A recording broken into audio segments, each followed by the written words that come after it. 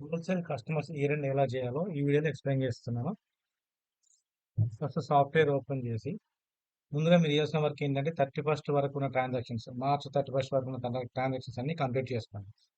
అది సేల్స్ కానీ, పర్చేస్ కానీ, రిసీట్స్ కానీ, పేమెంట్స్ కానీ ఏమన్నా కంప్లీట్ చేసుకోండి. చేసుకున్న తర్వాత సాఫ్ట్వేర్ ఓపెన్ చేసి బ్యాకప్ తీసుకోండి ఒకసారి. ఇక్కడ రన్ క్లిక్ చేయండి. రన్ క్లిక్ చేస్తే బ్యాకప్ అయిపోతుంది.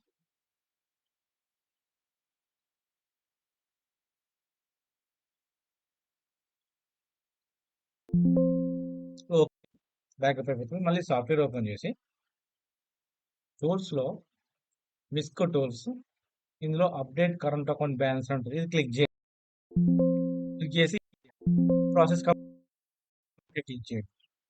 తర్వాత మళ్ళీ టూల్స్ క్లిక్ చేసి మిస్కో టూల్స్లో ఫైనాన్షియల్ ఇయర్ ఎండ్ అని ఉంటుంది. మీకు ఫైనాన్షియల్ ఇయర్ ఎండ్ ఇది క్లిక్ చేయండి.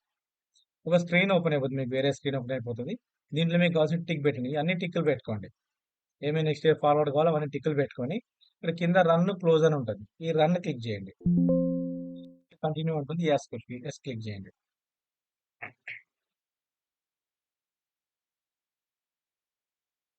తర్వాత ఒక స్క్రీన్ ఓపెన్ అవుతుంది మీకు. దీంట్లో నంబర్స్, ఆల్ఫాబెట్స్ అని ఉంటుంది మీకు. ఇక నంబర్స్ అన్ని మీరు వాడే ఆప్షన్స్, మీరు సాఫ్ట్వేర్లో యూజ్ చేస్తున్న ఆప్షన్స్ అన్నిటికీ నంబర్స్ వస్తాయి అక్కడ.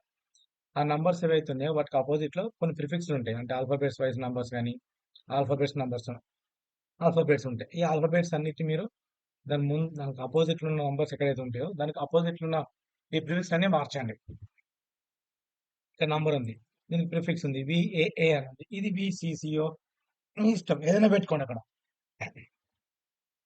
ఇట్లా నంబర్స్ ఉన్న ప్రతిదీ మార్చండి. ఇక్కడ నంబర్ ఉంది ఇది మార్చాలి, ఇక్కడ నంబర్ ఉంది ఇది మార్చాలి, ఇవన్నీ మార్చేయండి.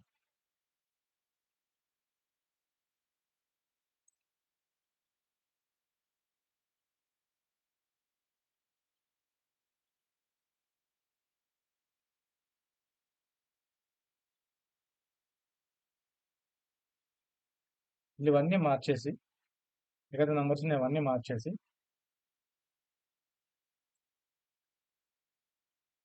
తర్వాత ఇక్కడ కింద make all values to zero ఉంటుంది. ఇది క్లిక్ చేయండి. చేసి ఇవన్నీ జీరోస్ అయిపోతాయి. ఇక్కడ ఇప్పుడు మీరు మార్చిన ఆల్ఫాబెట్స్ ఏవైతే ఉన్నాయో అవి ఎలా మార్చాలి అంటే ఇంతకుముందు లాస్ట్ ఇయర్లో వాడనే ఉండాలి. ఇంతకుముందు లాస్ట్ ఇయర్లో వాడకుండా ఉండాలి. ప్లస్ ఇక్కడ మార్చేది ఇక్కడ ఎక్కడ ఉండకుండా చూసుకోండి.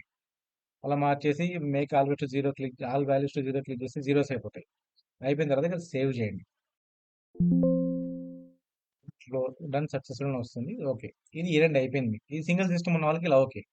సింగిల్ సిస్టమ్ అంటే ఇంకో వేరే సిస్టమ్స్ అనుకోండి, క్లయింట్ సిస్టమ్స్ ఉంటాయి. సో దాంట్లో ఎలా చేయాలి ఈ రెండు? ఇది ఫస్ట్ సర్వర్లో అయిపోయిన తర్వాత క్లయింట్లో సాఫ్ట్వేర్ ఓపెన్ చేయండి. చేసి టూల్స్లో మిస్క్ టూల్స్ అని ఉంటుంది. ఇందులో ఫైనాన్షియల్ ఇయర్ ఎండ్ అని ఉంటుంది. ఇవి ఏమి టిక్కులు పెట్టకుండా డైరెక్ట్ రన్ క్లిక్ చేయండి. క్లయింట్ సిస్టంలో అయితే డైరెక్ట్ రన్ కొట్టేయండి. రన్ కొడితే ప్రాసెస్ అయిపోతుంది. ఓకే క్లిక్ చేసి సాఫ్ట్వేర్ క్లోజ్ అయిపోతుంది.